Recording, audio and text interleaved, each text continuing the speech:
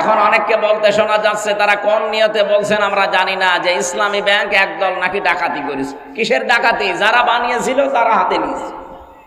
ইসলামী bank আপনি বানিয়েছেন? এর প্রতিষ্ঠাতা যারা, তাদের দিকে তাকান। ইসলামী ব্যাংক এখন তার মায়ের কোলে ফিরে গেছে। কথা বলেন না কেন? এতদিন তো ডাকাতি হয়েছিল, সেখান থেকে মায়ের কোলে ইসলামী ব্যাংক ফিরে গেছে। যাদের চরিত্র ওই রকম, তারা ওই রকম কথা বলতে পারে। যাদের চরিত্রের ভেতরে এরকম মারিং কাটিং, কথা বলছেন না কেন? আমরা তো ঘোষণায় দিয়ে দিয়েছি, আমাদের চরিত্রের ভেতরে কোনো মারিং কাটিং করার অভ্যাস নেই। যদি দেখাতে পারেন যে 1 টাকা কেউ মেরে খেয়েছে, শুধু প্রমাণ দেন। কি করে দেখেন, 2টা মন্ত্রী ছিল, 1 টাকা পর্যন্ত দুর্নীতি করেছে, প্রমাণ আজও কেউ দিতে পারেনি। এরপরে আবার কি দেখানো লাগবে আপনাকে? বলে কিছু দেখান। কি দেখাবো এর চাইতে? মন্ত্রীর জায়গায় থেকে যদি 4 আনা কোনো দুর্নীতি না পায়, এ বাংলাদেশের ইতিহাসে প্রথম যে মন্ত্রণালয় চালানোর পরে আবার কিছু টাকা বেঁচে গেছে, ওগুলো ফেরত দিয়েছে। কে দেবে বলেন? এই কুমিল্লা সাক্ষী কিছুদিন আগে নেতা এসেছিল, 5টা মোবাইল পাওয়া গেছে, সেটা আবার ফেরত দিয়ে দিয়েছে। বাংলাদেশের ইতিহাসে দেখান তো, এর চাইতে কি দেবে চরিত্রের মাধুর্যতা? আবার এই ঝঞ্ঝা বিক্ষুব্ধ পৃথিবীতে, যেখানে একেবারে চরিত্র ঠিক রাখাই কঠিন, সেখানে এই মানুষগুলো মোবাইল ফেরত দিয়ে যায়। যেখানে 5,000 টাকার 20,000 টাকার মোবাইল ফেরত দিতে পারে, এরকম মানুষের কাছে কোটি টাকা দিল, এরা ফেরত দেবে। আর আপনার কাছে গিয়ে তো মোবাইল ফেরত না, মোবাইলের খাপও ফেরত পাওয়া যায় না। আর আপনি শুধু ফতোয়া দেন, ইসলামী ব্যাংক ডাকাতি হয়ে গেল। ডাকাতি এতদিন হয়েছিল, এখন তার মায়ের কাছে ফিরে এসেছে। নিজে তো একটা ব্যাংক বানাতে পারেন না, একজন বানিয়েছে, সেটা শুধু কিভাবে মারিং কাটিং করে খাবেন সেই পদ্ধতি আছে। নিজে একটা কিছু তৈরি করে জাতিকে দেখান। একটা সুসও তৈরি করতে পারে না, সে ফতোয়া দেয়। আর এরা কি তৈরি করছে আপনি চিন্তা করেছেন? আপনি ঢাকার দিকে আজ 2-3 দিন যেটা চলছে, অন্য দেশের অন্য বলতে কি বিশ্বের সবচাইতে বড় বড় বিশ্ববিদ্যালয়ের প্রফেসররা এসে দৃশ্যগুলো দেখে তারা আশ্চর্য হয়ে গেছে যে এইগুলো তো করে বাইরের দেশে, আমরা দেখি রাষ্ট্রের পক্ষ থেকে। আর এই দেশে মাত্র একটা ছাত্র সংগঠন এত বড় কাজ করছে, এদের রাষ্ট্রের বাজেট দেওয়া দরকার। দেশ এমনি দাঁড়াবে, শুধু বায়ান দিয়ে দেশ দাঁড়ায় না, কাজ করা লাগে। চরিত্রের সর্বোচ্চ পর্যায়ে তারা পৌঁছাচ্ছে সবকিছু দিয়ে, আর আপনি আদর্শ দিয়ে মোকাবেলা করতে পারেন না, শুধু উল্টাপাল্টা ফতোয়া দেন। জনগণ এখন আর ওই আগের 5 তারিখের আগে নেই, অনেক আগে আগস্টের 5 তারিখ পার হয়ে গেছে। কথা বলেন না কেন? এখনো পর্যন্ত অনেকে আমরা দেখতে পাই, বিশেষ করে মডেল মসজিদের খতিব এবং ইমাম, যারা 15.5 বছরে তারা যা করেছে আলেমের নাম নিয়ে, জালেমরাও এত নিচে নামে না। ইমামতি করতে হলে ইমান লাগে না? ইমান না থাকলে তার পেছনে নামাজ হবে? তো ইমান থাকার জন্য যে সমস্ত কাজ করা লাগে, তার প্রথম কাজ হচ্ছে ফামাই ইয়াকফুর বিত্তাগুত, সে যেন তাগুত ছেড়ে দেয়। তাগুত ছেড়ে না দিয়ে যদি কেউ ইমানের দাবি করে, ও ইমান টেকে না। আর তাগুত ছেড়ে দিয়ে ইমানের দাবি করলে ফাকাদ ইসতামসাকা বিল উরওয়াতিল ওয়াসকা লা ইনফিসামা লাহা, সে আমার একটা মজবুত অবলম্বন ধারণ করবে, যা কখনো ছিঁড়ে যাবে না। বাংলাদেশে তাকান, যারাই তাগুত ছেড়ে দিয়ে ইমান এনেছে, তাদেরকে আপনি 57 দিন রিমান্ডে নিয়েও টলাতে পারেননি। ডক্টর শফিকুল ইসলাম মাসুদ তার জ্বলন্ত প্রমাণ। তারা ইমান এনেছে কিন্তু তাগুত ছেড়ে দিয়ে। যেন বাংলাদেশের ইতিহাসে এতদিন রিমান্ডে কেউ থাকেনি।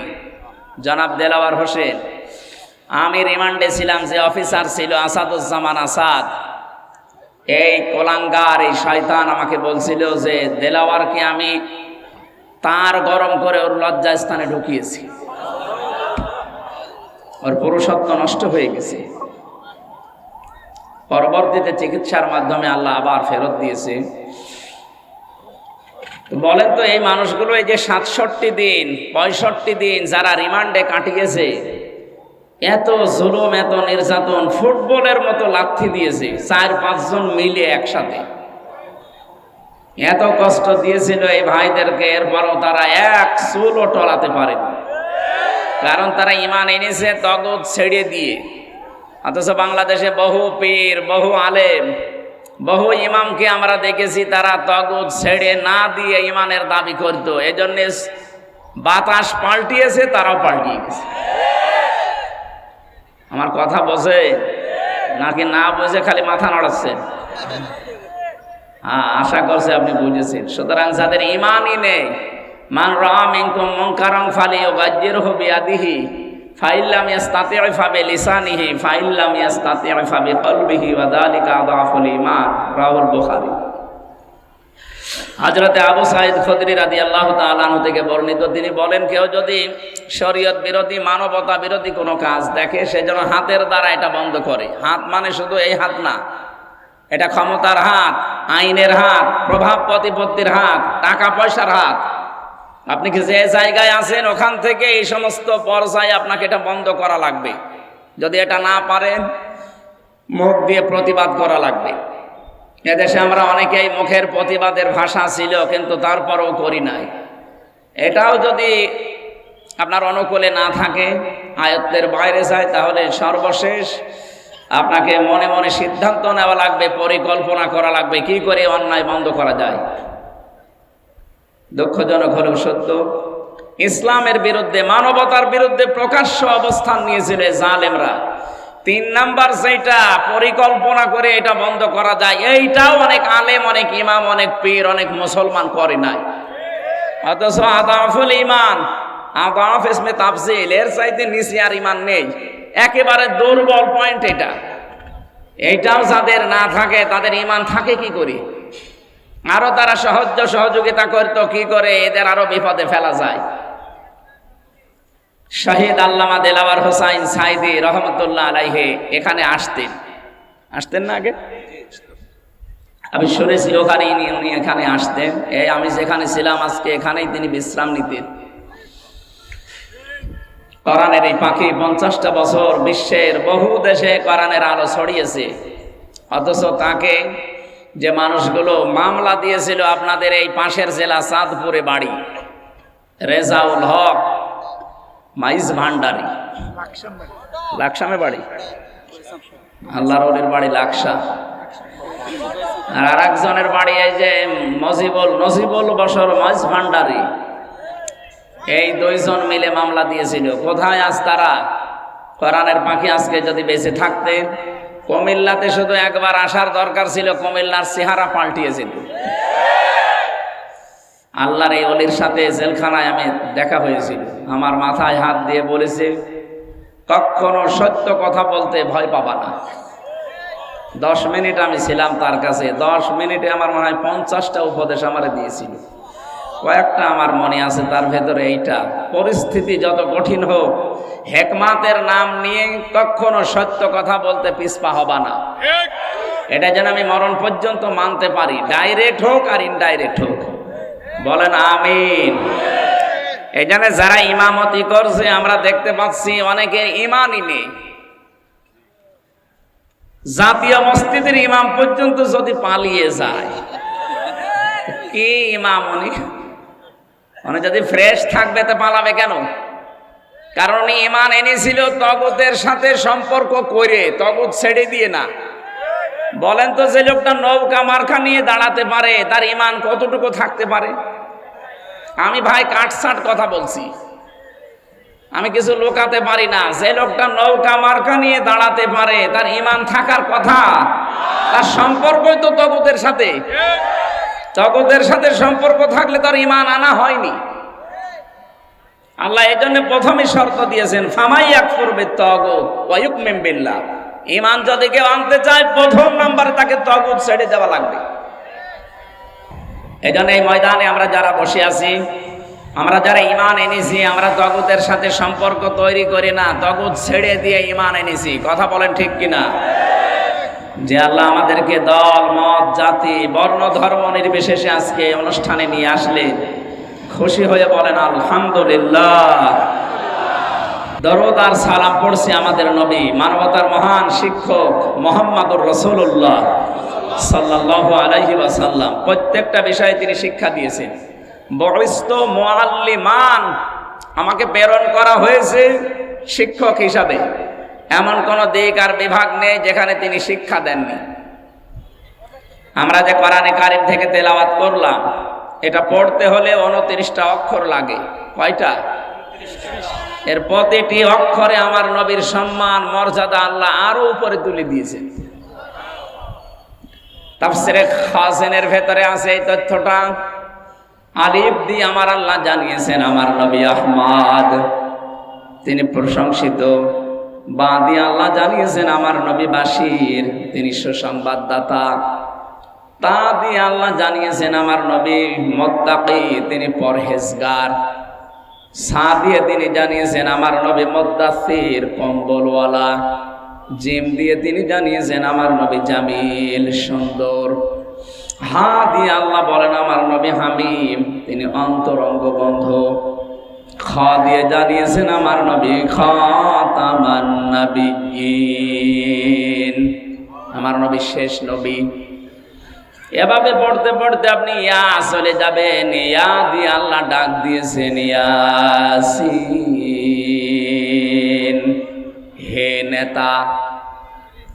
এটা পাবেন তাফসিরে কাবিরে। আল্লামা ফখরুদ্দিন রাজি রাহমাতুল্লাহ আলাইহি লিখেছেন, আল্লাহ পাক বলেন ইয়া হরফে নেদা। ইয়া মানে হে, সিন মানে সাজ্জেদ। সিন শব্দের 5টা অর্থ আমি ওখানে পেয়েছি। সিন মানে সাজ্জিদুল আলামিন, সিন মানে সাজ্জিদুল বাশার, সিন মানে সাজ্জিদুল কাউনাইন, সিন মানে সাজ্জিদুল আম্বিয়া, সিন মানে সাজ্জিদুল মুরসালিন। প্রতিটি শব্দের ভেতরে তিনি ব্যাখ্যা দিয়েছেন। আল্লাহ ডাক দিয়েছেন ইয়াসিন, হে নেতা। আল্লাহর ঘোষণা দেওয়ার নেতা এই দুনিয়ায় একজনই আছে।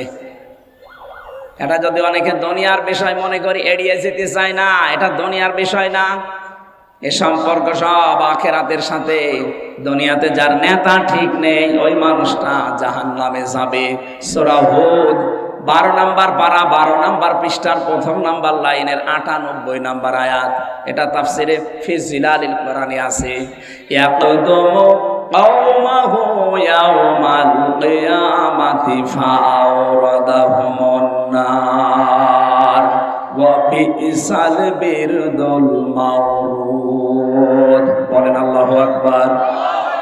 আমি যতগুলো তাফসীরে এদের সাথে মিলিয়েছি, এর বাংলা কথা এই, যে দলের নেতা জাহান্নামে যাবে ওই দলের কর্মীরা ওর সাথে জাহান্নামে যাবে।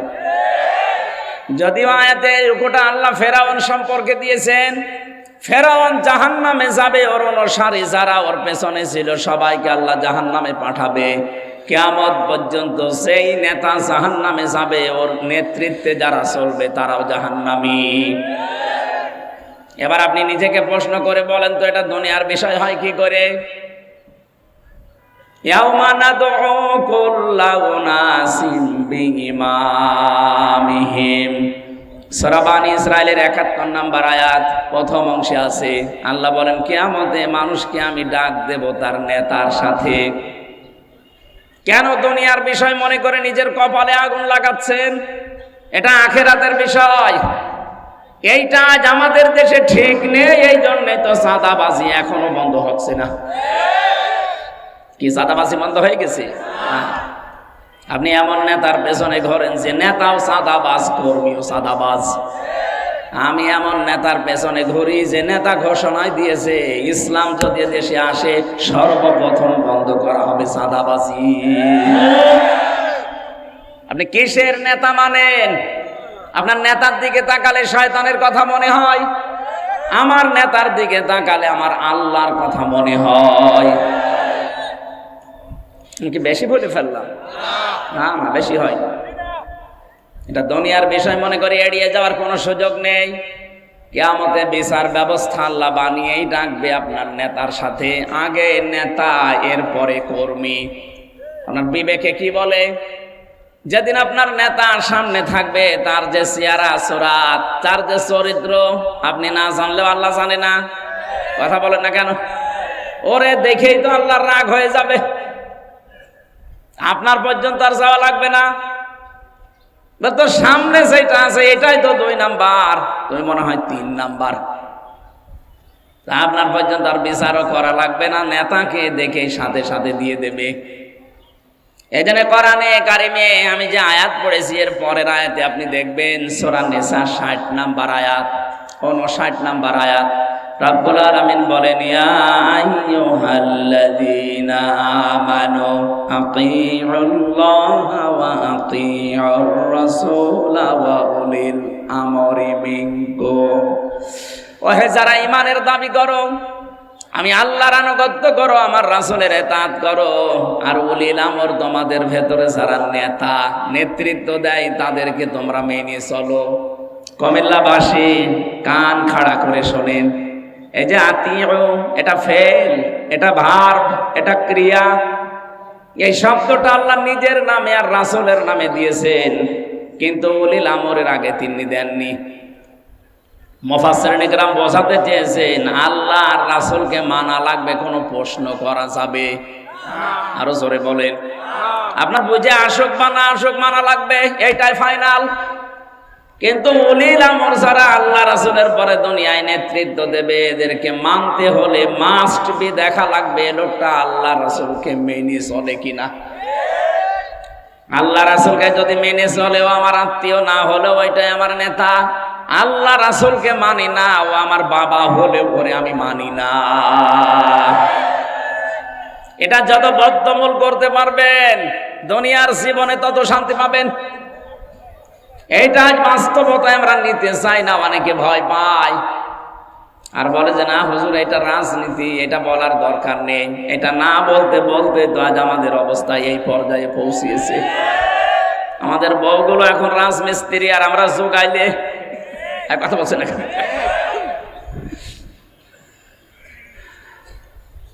ইয়াসিন বলে আল্লাহ ডাক দিয়েছেন, হে নেতা।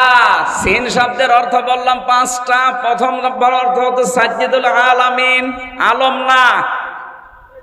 এখন বিশ্বে 257টা রাষ্ট্র আছে, কিছুদিনের ভেতরে আরো 6টা রাষ্ট্র বাড়তেছে। কথা বোঝে কি? এই যে 7 সিস্টার যদি ভেঙে যায় আরো 6টা রাষ্ট্র বাড়বে। 257 আর 6 কত হয়?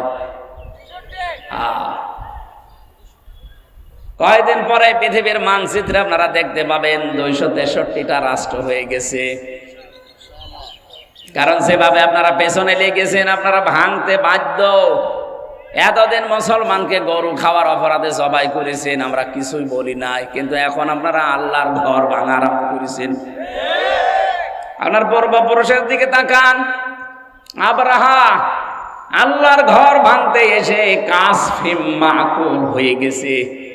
এক কথা বলে না কেন? আপনাদেরকে আল্লাহর ভুসি বানিয়ে ফেলবে, টুকরা টুকরা করে দেবে। আজকেও সকালে দেখেন একটা মসজিদ ভেঙেছে শয়তানরা। বিশ্বের দিকে তাকালে আমরা দেখি কেউ মাটির নিচে গ্যাস পায়, তেল পায়, সোনা পায়, লোহা পায়, আর শয়তানরা শুধু মন্দির পায়।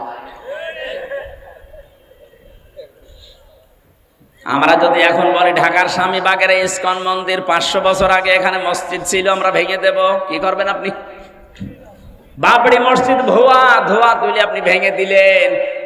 আজকে সকালবেলা এক হিন্দুর বক্তব্য শুনেছেন, মোদির বিরুদ্ধে এই লোকটা, ভারতে বাড়ি কলকাতায়। সে বলছে কেন এই ধোয়া তুলে মুসলমানদের কলিজায় আঘাত দিচ্ছেন? তাদের বাবরি মসজিদটা ধোয়া তুলে ভেঙে দিলেন। এখনো পর্যন্ত তাদের মসজিদগুলো, আল্লাহর ঘরগুলো ভাঙতেছেন। আমাদের দেবতাকে কেউ গালি দিলে যেমন লাগে, তাদের আল্লাহকে গালি দিলে ওইরকমই লাগে। সব হিন্দু খারাপ না, কিছু উগ্রপন্থী হিন্দু আছে যারা, তাদের জন্য আজ হিন্দুদের বদনাম হয়ে যাচ্ছে।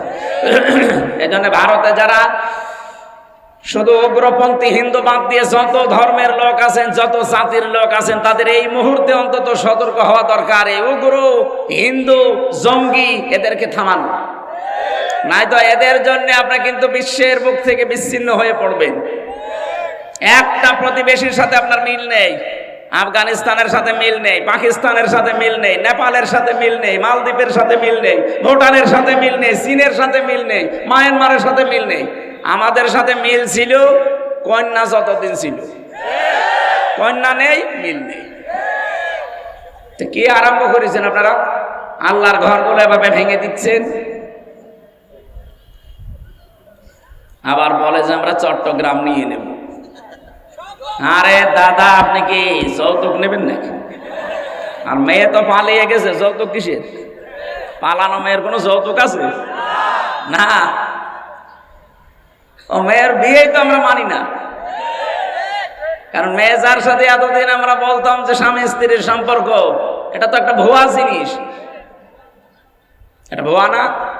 কারণ যার সাথে গেছে তার সাথে তো আমাদের ধর্মে বিয়ে জায়েজ নেই। ওয়ালা তুনকিহুল মুশরিকিনা হাত্তা ইউমিনু, সূরা বাকারা 221 নম্বর আয়াতের মাঝের অংশে আছে। আল্লাহ পাক বলেন, যতক্ষণ মুশরিক পুরুষ মুসলমান না হবে, ঈমান না আনবে, তার সাথে মুমিনা নারীর বিয়ে করা জায়েজ নেই। এটা আমি বানালাম? বলেন। সুতরাং যার সাথে গেছে তার সাথে তো বিয়ে আমাদের ধর্মে জায়েজ নেই। আপনি এতদিন খালি মিথ্যা কথা বলতেন যে আমাদের স্বামী স্ত্রীর সম্পর্ক। তারপরও দাদা যদি এখন মুসলমান হয়, যে বয়স, দাদা এ বয়সে মুসলমানি দিতে গেলে দেখা যাচ্ছে হাসামে গোড়া থেকে কেটে বাদ দিয়ে দিত, সব শেষ। আমার মনে হয় এখন আর হবে না। মুরব্বী বয়সে এখন যে অবস্থায় আছে ওইভাবে থাক। আর আমরা ও বিয়ে মানি না। যৌতুক তো আরো পরের কথা। আর আমাদের ধর্মে যৌতুক জায়েজ নেই। যৌতুক আছে আমাদের ধর্মে, সুতরাং এটা তো দেওয়ার প্রশ্নই আসে না। বাংলাদেশে আমিরে জামাত ডক্টর শফিকুর রহমান উনি ঘোষণা দিয়েছেন, এদেশের 1 ইঞ্চি না হাফ ইঞ্চি জমির দিকে কেউ যদি উল্টা পাল্টা নজরে তাকায়, নিয়ে নেওয়া তো দূরের কথা, শুধু যদি উল্টা পাল্টা নজরে কেউ তাকায় তার চোখ তুলে ফেলা হবে। আর এদেশের 18 কোটি মানুষ যদি জীবন দেয়, 36 কোটি দাদা নিয়ে জীবন দেবে। এক একজন অন্তত 2 জনের গলা চেপে ধরবো। এই কথা বলছে না কেন? ওদের মরণের খুব ভয়। আমি ভারতের বহু প্রদেশে গেছি। আমার তো আমার মনে হয় 16, 17, 18, 19 এগুলো সবই ওইদিকে কেটেছে। আমি কয়েক মাস ধরে পড়ে থাকতাম ওদের বিভিন্ন প্রদেশে। আমি গেছি। ওদের খুব ভয় মরণের। ওদের সাথে মিশে আমি যা দেখেছি, খুব ভয় মরণের। ওয়ালা তাজিদান্নাহুম আহরাসান নাসি আলা হায়াতি ওয়া মিনাল্লাযিনা আশরাকু, সূরা বাকারার ভেতরে আছে। আল্লাহ পাক বলেন, ওয়ালা তাজিদান্নাহুম, লামে তাকিদ নুনে সাকিলা। আল্লাহ গ্যারান্টি দিয়ে জানিয়েছেন, অবশ্যই আপনি তাদেরকে দেখতে পাবেন জীবনের প্রতি খুব বেশি মায়া তাদের, যারা মুশরিক। আমাদের জীবনের প্রতি মায়া না, আমাদের মায়া হচ্ছে জান্নাতের প্রতি। আর ওদের মায়া মরণের একটু ভয় দেখাবেন, পাগল হয়ে যাবে। খালি বর্ডার বন্ধ হয়ে গেছে, আলু পেঁয়াজ পচতেছে, ভয়ে এখন কান্নাকাটি আরম্ভ করেছে, মানে না খেয়ে মারা যাবে। আমাদের এতদিন ভয় দেখাতো যে আমরা দেন না খেয়ে মারা যাবো যদি খাবার না পাঠায়। আরে ভাই, আমাদের ঈমান যাই আছে, এই ঈমানের উপরে ভিত্তি করে আমরা বলতে পারি আমাদের মুসলিম জাতির বছরে 1 মাস না খেয়ে থাকা ফরজ। আর আমাদেরকে আপনারা খাবারের ভয় দেখান, এখন নিজেরা পেছে পড়েছি মরে। আমরা আহ্বান জানাচ্ছি, যেহেতু প্রতিবেশী এই হিসাবে, উগ্রপন্থী হিন্দুদেরকে সারা ভারতবর্ষ মিলে থামাবেন। যে যে ধর্মে অনুসরণ করেন, কিন্তু এই উগ্রদের, এই জঙ্গিদেরকে থামান। তাম দুনিয়ার নিকৃষ্ট জাতিতে আপনাদের কিন্তু পরিণত করে দিচ্ছে। ডোনাল্ড ট্রাম্প পর্যন্ত 7-8 দিন আগে রেগে গেছে। কারণ খ্রিস্টান 2টা যুবতী মেয়েকে ভারতের মাটিতে ওরা একেবারে উলঙ্গ করে হাঁটিয়েছে। যে ট্রাম্পের এটা মনে নেই, ও যাতে মাতাল হলো তাহলে ঠিক আছে। এজন্য অলরেডি ঘোষণা দিয়েছে না কয়দিন আগে, যে জানুয়ারির 20 তারিখে আমার শপথ নেওয়ার পরে আমার মেয়েকে যারা উলঙ্গ করে রাস্তায় হাঁটিয়েছে, আমার বোনকে, আমার মাকে, সেই ভারতের 16 লাখ লোক আমার দেশে আছে আমেরিকা, এখান থেকে সব পাঠিয়ে দেব। দাদার এবার ধুতি সামলাতে জীবন বের হয়ে যাবে।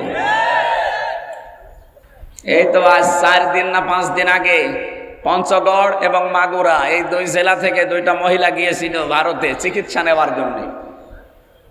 সাংবাদিক, ওই যে মলম সাংবাদিক, যেটা হকার, এই হকারের আর এক বন্ধু আছে, সে বলছে বলেন আমার মেয়েকে বাংলাদেশে রেপ করেছে, আমাদের পূজা পার্বণ করতে দেয় না, আমরা আর টিকতে পারলাম না, এই জন্য আমরা চলে এসেছি।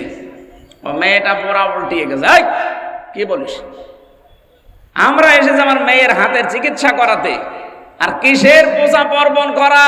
আগস্টের 5 তারিখের পর থেকে সবচাইতে বড় নিরাপদে আছি আমরা বাংলাদেশে। এই জন্য মিথ্যার কেউ এখন খেতে চাচ্ছে না, সব প্রমাণ হয়ে গেছে। সাম্প্রদায়িক সম্প্রীতির 1 নাম্বার দৃষ্টান্ত পৃথিবীর এই 257টা দেশের ভেতরে বাংলাদেশ। জোরে বলেন আল্লাহু আকবার। এই সম্প্রীতি কেউ নষ্ট করতে পারবে না। এদেশের সংখ্যালঘু বলে কিছু নেই, মাইনরিটি মেজরিটি কিচ্ছু নেই, আমরা সব এক। জন্ম যারা নিয়েছি এই দেশে তারা এদেশের গর্বিত নাগরিক, কথা বলে না কেন? সুতরাং এই উগ্রদেরকে থামান আপনারা, নয়তো সারা পৃথিবী থেকে বিচ্ছিন্ন হয়ে পড়বেন। যদি 7 সিস্টার ভেঙে যায়, যেহেতু বিশ্বে এখন 257টা 263টা রাষ্ট্র হয়ে যাবে, এই 263টা রাষ্ট্রের যেখানে আপনি বাস করেন সেখানেই আপনাকে বিশ্ব নবীকে নেতা মানা লাগবে। এর নাম সাইয়্যিদুল আলামিন, আলম না। শুধুমাত্র এই পৃথিবীর এই 263টা রাষ্ট্র না, যত জগৎ আল্লাহ বানিয়েছে, কেউ যদি বলে আমি চাঁদের দেশে থাকি, সেখানেও আপনাকে নবীকে মানা লাগবে। কেউ যদি বলে আমি মঙ্গল গ্রহে থাকি, সেখানেও নবীকে মানা লাগবে। ইয়াতানাজ্জালুল আমরু বাইনাহুন্না, আল্লাহ পাক বলেন প্রতিটি আসমানে আমার বিধিবিধান নাজিল হচ্ছে, যেখানে যে সৃষ্টি আছে তার জন্য এরকম বিধান আমি নাজিল করি। যেখানেই যাবেন আপনাকে নবী ছাড়া অন্য কাউকে আপনি মানতেই পারবেন না। 2 নম্বরে সাইয়্যিদুল বাশার, বাশার মানে মানুষ। কেউ যদি বলে আমি মানুষ, মানুষ পদবাচ্যে যারা বিবেচিত, মাস্ট বি তাকে নবীকে নেতা মানা লাগবে। শুধুমাত্র দুনিয়ার এই জগৎ না, মানুষ না, সাইয়্যিদুল কাউনাইন বলা হয়েছে 3 নাম্বার। শুধু দুনিয়া না, আখেরাতেও আপনার জন্য আমার জন্য বিশ্ব নবী হবেন একমাত্র নেতা। অন্যান্য যত নবী আছে সবাই অপারগতা স্বীকার করবে, মুহাম্মাদুর রাসূলুল্লাহ পড়ে যাবে সেজদায়। 50 বছর কেটে যাবে এক সেজদায়। আল্লাহ পাক বলেন হাবিব মাথা তোলেন, সেজদা থেকে মাথা তোলেন, আজকে আপনি যা বলবেন আপনি সব কথাগুলো আমি আজকে কবুল করে নেব। সুতরাং শুধু এ জগতে কাজে লাগছে তা না, মরণের পরও আমার নবীকে দরকার আছে না নেই? এখনো পর্যন্ত যারা রাজনীতি মনে করে কানে তোলা দিয়ে আছেন, কান একটু ছাড়ান, হাত সরান। শুধু দুনিয়া না, আখিরাতেও কাজে লাগবে। যার সিগনেচার ছাড়া, যার সার্টিফিকেট ছাড়া, যার সুপারিশ ছাড়া কেউ জান্নাতের গেটে যেতে, আরো জোরে বলেন। 4 নম্বরে শুধু আমাদের মানুষের না, উভয় জগতে না, সাইয়্যিদুল মুরসালিন, যারা রাসূলুল্লাহ পাঠিয়েছেন তাদের জন্য তিনি সাইয়্যিদ। 5 নম্বরে সাইয়্যিদুল আম্বিয়া, শুধু নবীদের না, শুধু রাসূলদের না, সবার জন্য তিনি ছিলেন একমাত্র নেতা। হযরতে মুসা আলাইহিস সালাম এত বড় পাওয়ারফুল নবী, আল্লাহর সাথে কথা বলতেন। তিনি যদি এখন বাংলাদেশে আসে আর কেউ যদি মুহাম্মাদুর রাসূলুল্লাহকে বাদ দিয়ে মুসা নবীর আদর্শ গ্রহণ করে, নিছক সে জাহান্নামী। কথা বলেন না কেন? কি মনে করেন আপনি বলেন তো? মুসা নবীর মতো এত বড় পাওয়ারফুল নবী এখন যদি আসে, তাকে মেনে নিলে যদি আপনি জাহান্নামে যান, মুসা নবীর চাইতে আপনার বাবা, আপনার স্বামী, আপনার নেতা কি বড় নাকি? কাকে মানেন আপনি?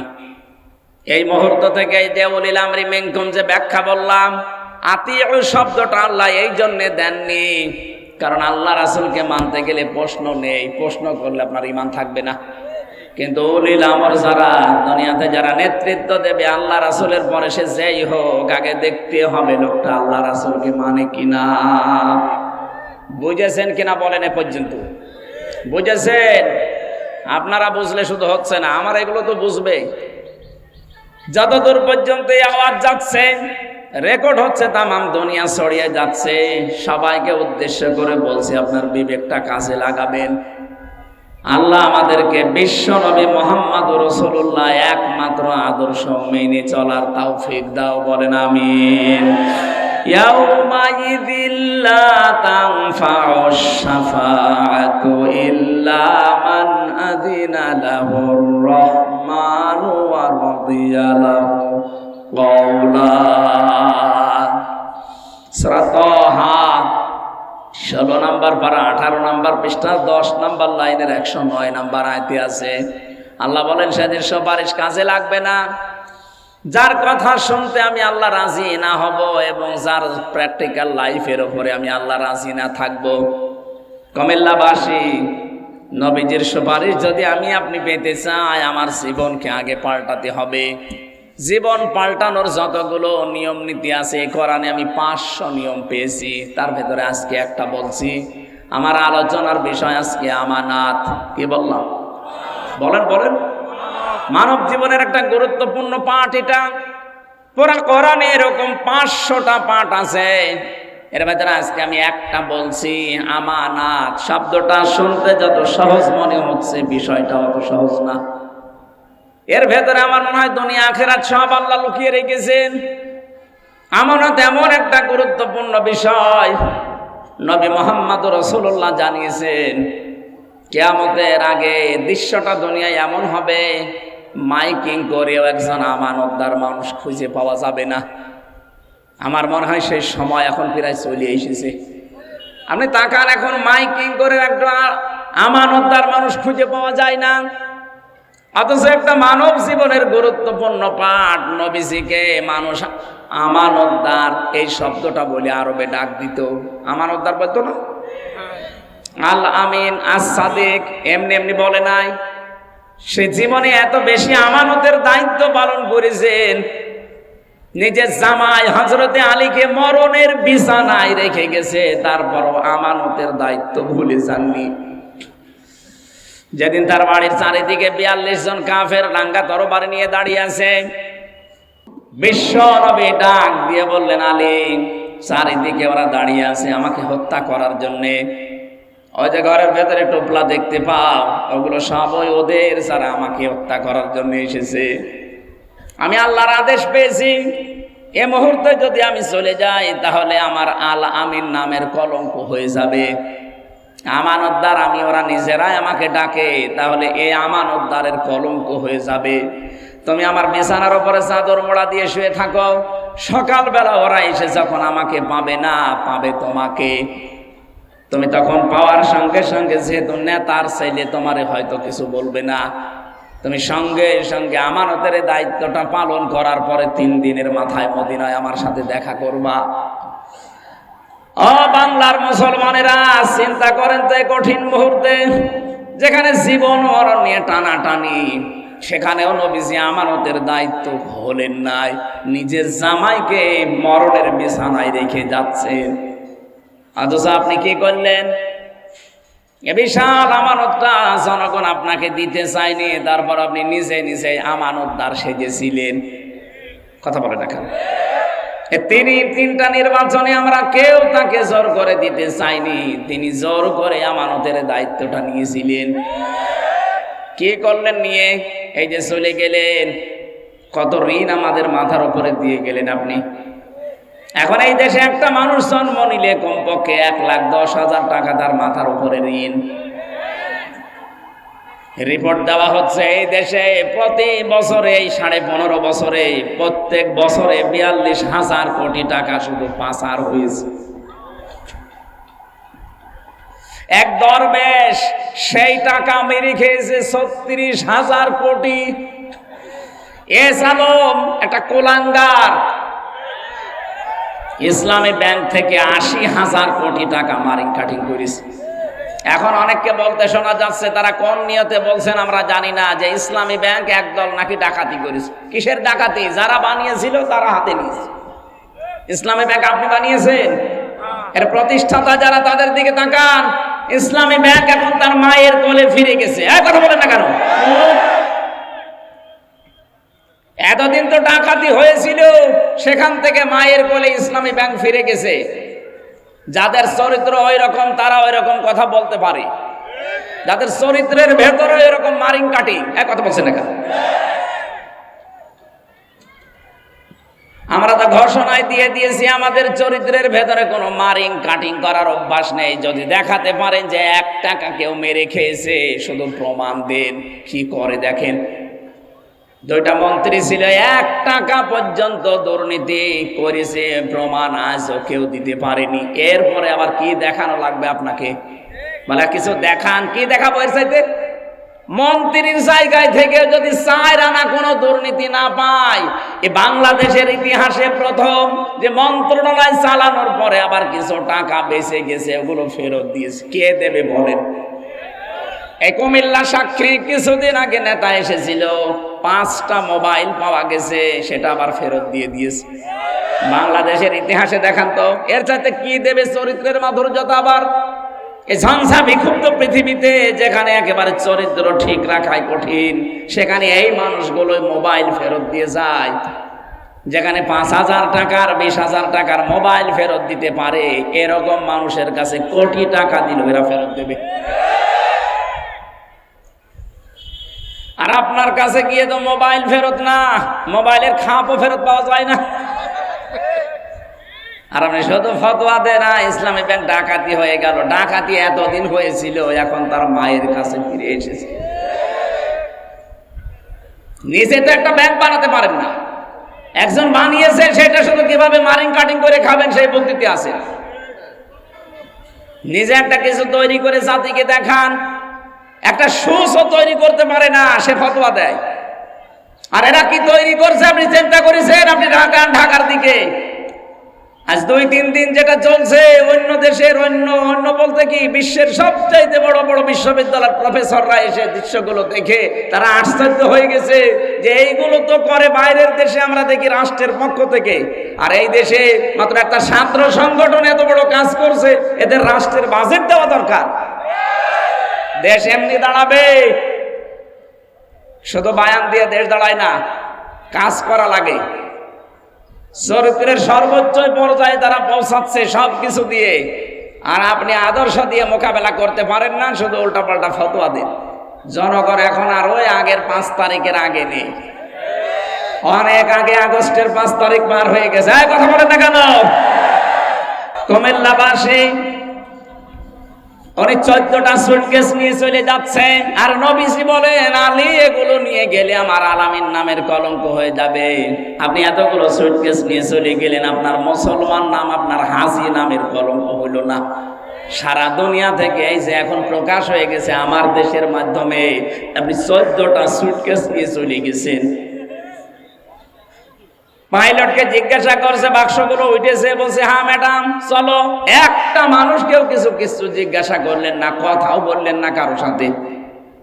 আপনার এত দরকার সুটকেসের? যাওয়ার সময় যদি কাকু কেউ বলতো যে কাওয়া চলে গেলাম, কিছুই বলে নাই।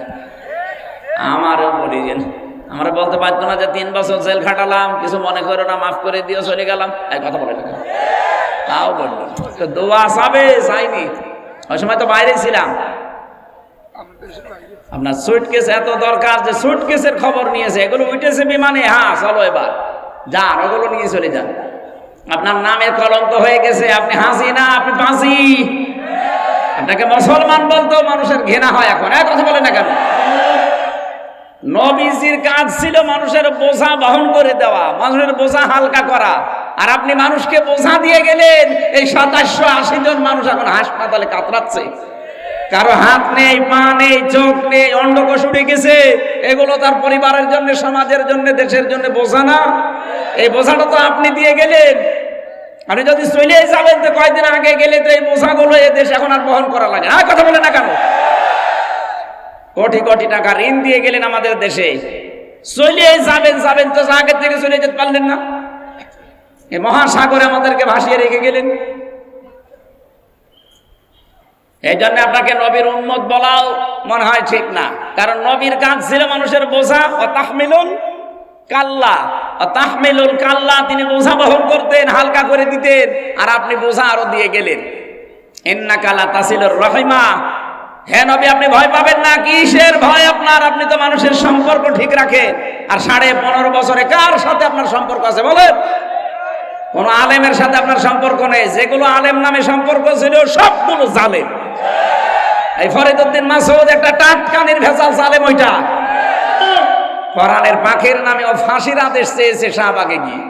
ওটারে আলেম বললে গোনা হবে।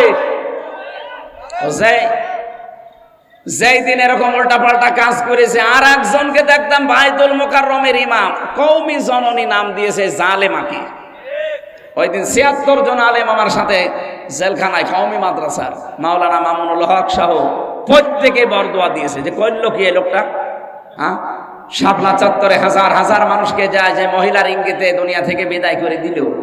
আর আমরা এখনো পর্যন্ত যে মহিলার ইঙ্গিতে জেল খাটতেছি জেনার তহমত মাথায় নিয়ে। মামুনুল হকের মামলা কি ছিল? ব্যভিচারের মামলা।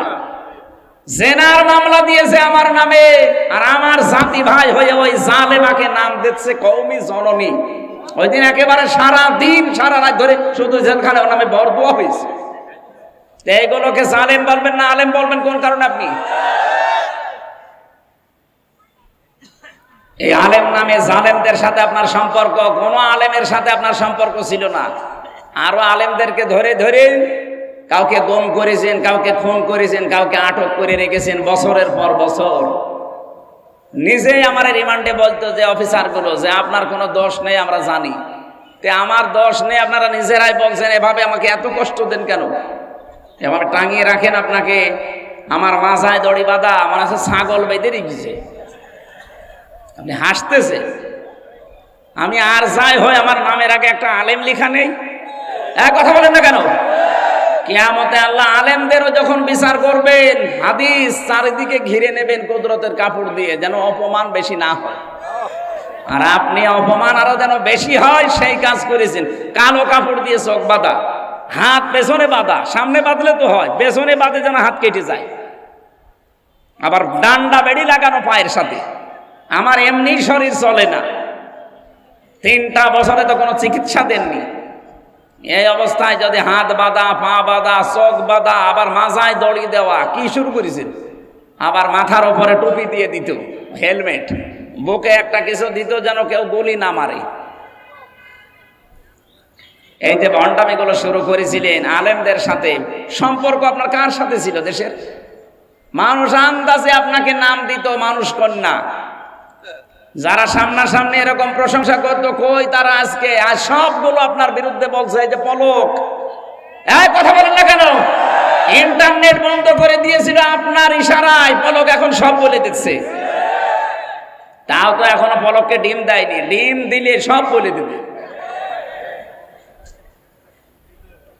সম্পর্ক যারা ঠিক রাখে মানুষের সাথে, বিশেষ করে আত্মীয়তার সম্পর্ক, রক্তের সম্পর্ক, তাদের কোনো ভয় নেই। আর যারা এই সম্পর্কগুলো আরো নষ্ট করে, তাদের ভেতরে আল্লাহ ভয় ঢুকিয়ে দেয়। এমন ভয় দিয়েছে দুপুরের খাবার খাবে সময় পাইনি। খালি বলেছিল 5 মিনিট, তারপরও সময় দেয়নি। বলে না সে সময়ও নেই, ভয়তে আগেই পালিয়ে গেলেন। পৃথিবীতে যারা পালিয়ে যায় তারা আবার ফিরে আসে, এরকম ইতিহাস আমি পড়িনি। 805 বছর আগে পালিয়েছিল লক্ষণ সেন, আজও ফিরে আসেনি। এসেছে, চলে গেছে, হারিয়ে গেছে। কিছুদিন আগে আশরাফ ঘানি পালিয়েছিল, ফিরে এসেছে? কথা বলেন না কেন? মালদ্বীপের রাজা পালিয়েছিল, শ্রীলঙ্কার রাজা, ফিরে এসেছে? না, ফিরে আসার ক্ষমতা এখন আর নেই। এই যে আসাদ, বাশার আল আসাদ চলে গেছে, আসতেছে আর আপনিও গেছেন আর আসবেন না। আপনার কথা মতো অনেকেই দেশকে উস্কানিতে পা দিয়ে বিভিন্ন জায়গায় অঘটন ঘটাচ্ছে। এদেশের মানুষ কিন্তু সত্যি কথা বলছি, এখন আর আগস্টের 5 তারিখের আগে নেই। কেউ উস্কানিতে পা দিয়ে যদি এই দেশকে অস্থিতিশীল করার চেষ্টা করেন, এ দেশটা এখন ছাত্র জনতা আমাদেরকে আমানত দিয়েছে। এই আমানতের খেয়ানত আমরা করতে, আরো জোরে বলেন করতে। গোপালগঞ্জের কিছু মানুষ আবেগে লাফিয়েছিল, এমন পিটানো পিটিয়েছে পুলিশে, প্রশাসনে, আর্মিতে, পেছনে বান্দরের পেছনে মতো লাল হয়ে গেছে। ওই কয়েকদিন শুনলাম যে গোপালগঞ্জ থেকে কেউ যদি ঢাকায় আসে, বাসে আসবে, বসে আসলে 300 টাকা, দাঁড়িয়ে আসলে 1000 টাকা। কুমিল্লার মানুষের তো তার উপরে এমনি একটা রাগ আছে যে বিভাগ দেয়নি। এ বিভাগের মানুষ অন্তত বিভাগ হবে সামনে, যেহেতু এই জেলার মানুষ আবেগে যেন কারো চক্রান্তে পা দিয়ে, উস্কানিতে পা দিয়ে দেশের 12টা বাজানোর চেষ্টা করবেন না। যারা করেছে তারাও থামবে আশা করছি। এদেশে আমরা এখন সব এক, শুধু ওই 14 দল বাদ দিয়ে বাকি আমরা যারা আছি সবাই মাজলুম। এখন যদি কোনো ঝামেলা তৈরি করেন না, জাতি কিন্তু আপনাকে ক্ষমা করবে না। এই জন্য আমানতের দায়িত্ব নবী নিজে জীবন দিয়ে পালন করছিলেন, আর আপনি আমানতের দায়িত্ব পেয়ে সবগুলো নিয়ে খেয়ানত করে চলে গেলেন। আপনি নবীর উম্মত দাবি করতে পারেন না, এর পরের গুলো তো একটাও মানেন না। আল্লাহ রাব্বুল আলামিন বলেন, ইন্নাল্লাহা, অবশ্যই আমি আল্লাহ, ইয়া'মুরুকুম, তোমাদেরকে আদেশ করছি, আন তুআদ্দুল আমানাতি ইলা আহলিহা, তোমাদের যাবতীয় আমানতকে তার প্রাপকের কাছে পৌঁছিয়ে দেবা। এখানে গচ্ছিত যে আমানতটা আছে এইটার কথা বলা হয়েছে। তাফসীরে ইবনে কাসিরের ভেতর থেকে শোনাচ্ছি, হযরতে ওসমান ইবনে তালহা রাদিয়াল্লাহু তাআলা আনহা, তার ঘটনা এই আয়াতের ভেতরে আছে। নবীজি মক্কা বিজয় করলেন, নিজে উঠের উপরে চড়ে তাওয়াফ করলেন, লাঠি দিয়ে হজরা আসওয়াদকে তিনি স্পর্শ করলেন। এরপরে হযরতে তালহা ওসমান ইবনে তালহাকে ডাক দিয়ে বললেন, এই নাও চাবি, কাবার এই চাবি। দরজা খুলে তিনি 2 রাকাত নামাজ আদায় করে চাবিটা দিয়ে দিলেন। বললেন, কিয়ামত পর্যন্ত তোমার বংশের কাছে এই আমানতটা থাকবে। এই আয়াতটা তিনি ওই সময় তেলাওয়াত করে জানালেন, অবশ্যই আল্লাহ নির্দেশ দিয়েছে তার আমানতকে তার প্রাপকের কাছে পৌঁছিয়ে দাও। আমানতের কথা কেন বারবার বলছি? আমার এই জীবনে আমি কোরআনে কারিমে পড়াটা পড়ে আমানত পেয়েছি প্রধানত 27 প্রকার। কত? 27 প্রকার। আপনি কি ঘুমাচ্ছে? 27 প্রকার আমানতকে দুনিয়ায় আপনাকে পালন করে দেখানো লাগবে। তার প্রথম প্রকার আমানত হচ্ছে আপনার জীবনটা। এটা আল্লাহ পাক পক্ষ থেকে আপনাকে একটা আমানত দিয়েছেন, মন মতো আপনি ব্যবহার করতে পারবেন না, এমনকি নিজের অঙ্গ প্রত্যঙ্গ যা আছে একটা নিজে নষ্ট করে ফেলতে পারেন না। এটা আমানতের খেয়ানত হবে। অলা তুহলিকু আনফুসাকুম, সূরা বাকারার ভেতরে আছে আয়াতটা, বাংলা অর্থ হচ্ছে নিজেদেরকে নিজেরা ধ্বংসের ভেতরে ফেলে দিবা না। সুতরাং এই বডিটা যেহেতু আল্লাহর পক্ষ থেকে আপনার কাছে আমানত, এই আমানতটা রক্ষা করার জন্য অবশ্যই এই বডির খেয়াল রাখা লাগবে। যারা এই বডিকে নষ্ট করে ফেলেন, বিড়ি সিগারেট, এরপরে এই যে গাঁজা খেয়ে, মদ খেয়ে, নেশা ভান করে আপনি কিন্তু ধরা খেয়ে যাবেন। এখন থেকে সতর্ক হয়ে যাবেন, আমার এই বডিটা আল্লাহর আমানত, আমি এই বডিটা নষ্ট হয় এমন কোন কাজ বলেন বলেন। চোখ আপনার কাছে আমানত, এমন দিকে তাকাবেন না যেখানে তাকালে আমানতের খেয়ানত হয়। আজ অনেক মানুষ আমার মোবাইলে মেসেজ পাঠায়, হুজুর 2 বছর বিয়ে হয়েছে, নিজের বউ আর ভালো লাগে না, অন্যের বউ দেখলে খুব ভালো লাগে। এটা একটা রোগ। এটা কি? এটা ভালো লাগার পেছনে কারণ আছে। আমি 2টা ঔষধ বলছি, এখন থেকে শুরু করে মরণ পর্যন্ত মাত্র 15 দিন একটু মেনে চলেন, দেখবেন 15 দিন পরে অন্যের বউ দেখলে আপনার মেজাজ খারাপ হয়ে যাবে, নিজের বউ দেখলে আপনার আকর্ষণ বাড়বে। কোরআনে কারীম সূরা নূর 18 নম্বর পারা 12 নম্বর পৃষ্ঠার 7 নম্বর লাইনে 30 নম্বর আয়াতে আছে ঔষধ, কুল্লিল মুমিনিনা ইয়াগুদ্দু মিন আবসারিহিম ওয়া ইয়াহফাযু ফুরুজাহুম যালিকা আযকা লাহুম ইন্নাল্লাহা খাবীরুম বিমা ইয়াসনাউন। রব্বুল আলামিন বলেন, নবী আপনি মুমিন পুরুষদেরকে বলেন তারা যেন চক্ষুকে নিম্নগামী করে রাখে পরনারী দেখলে। 14 জন নারী বাদ দিয়ে দুনিয়ায় যে মহিলা আপনার সামনে পড়ুক না কেন, মাস্ট বি আপনাকে চোখ নিচের দিকে করা লাগবে। আপনি একটু 15 দিন মেনে চলেন, মাত্র 15 দিন। 14 জন পুরুষ মহিলা বাদ দিয়ে যত মহিলা দুনিয়ায় আছে দেখলে আপনি চোখ নিচের দিকে করবেন। 2 নম্বরে লজ্জা স্থানের হেফাজত করবেন। মেয়েরা যদি কারোর সাথে মোবাইলেও কথা বলেন, মা বোন যারা শুনতে পাচ্ছেন, প্রথম নাম্বারে আপনার কথা হবে মোবাইলে, খুব শর্টকাট কথা। যদি কারো সাথে বলেন, 14 জন পুরুষের সাথে আপনি কথা বলতে পারেন, এই 14 জনের বাইরে যদি কাবা শরীফের ইমামও কল দেয়, আপনি মোবাইলে কথা বলবেন খুব শর্টকাটে। 2 নম্বরে ভাষা হবে রুক্ষ সূক্ষ্ম। কথা বুঝতেছেন? এগুলো না, আপনার কথাবার্তারা শুনে আরো অনেকে দেখি চলে আসে, আপনার কাছে আসতে চায়। আজ পরিবার অবক্ষয়ের পেছনে কারণ আমার মনে হয় মোবাইলের এই উল্টাপাল্টা কথাগুলো। প্রতিদিন দেখবেন অনশন করছে মেয়েরা, 2-3 বাচ্চার মা চলে এসেছে আফসারি সাহেবের বাড়ি। কি অনশন? বিয়ে করা লাগবে। কেন? এই মোবাইলের ব্যবহারটা সঠিক হওয়া লাগবে। 15 দিন মাত্র একটু চেষ্টা করেন, 15 দিন পরে একটা অনির্বচন সুখ আপনার মনের ভেতরে আল্লাহ দান করবে। শব্দটা কি বললাম? একটা অনির্বচন সুখ আপনি পাবেন। পাখির বাচ্চারা দেখবেন, মুরগির বাচ্চা যখন এর ডানার নিচে আশ্রয় নেয়, ওর পালক পর এত মোলায়েম, এত সফট, এত কোমল, একটার সাথে যখন আরেকটা লেগে যায়, ওর নিচে যখন সিল কাকের থেকে বাঁচার জন্য আশ্রয় নেয়, এই বাচ্চারা যখন দেখে যে মায়ের পালক একটার সাথে আরেকটা লেগে গেছে, এটা সফট কোমল, এমন সুন্দর একটা নিচের জায়গা হয়ে যায়, ওখানে এই কম পালকের সাথে আরেকটা পালক লাগলে একটা ঘর্ষণ লাগে, ঘর্ষণ। ওটাকে বাংলায় অনির্বচন সুখ বলে। তখন বাচ্চারা কিচির মিচির আওয়াজ দেয়। তাফসিরে আমি পড়েছি, কোন মানুষ যদি সত্যি 15 দিন পর্যন্ত আল্লাহর এই 2টা ঔষধ পালন করতে পারেন, তখন দেখবেন জায়েজ জিনিসের প্রতি আপনার আকর্ষণ বেড়ে যাবে, অন্যায় কোনো অবৈধ জিনিস দেখলে আপনার রাগ হবে। আমরা এটা চাই না? কথা বলেন। যাদের মোবাইলে এমন কোন কারো নাম্বার লেখা আছে যে নাম্বারে কথা বলা আপনার জন্য জায়েজ না, এরকম মোবাইলে যদি কারো সাথে কথা বলে থাকেন, সেটিং করে থাকেন, এক্ষুনি ওই নাম্বার ডিলিট করে দেন।